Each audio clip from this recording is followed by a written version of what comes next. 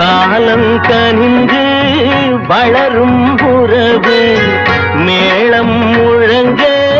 தொடரும் உறவு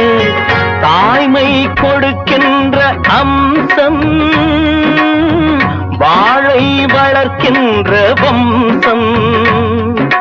வாழுகின்ற வரைக்கும் பாசம் வந்து தழைக்கும் வாசந்தமே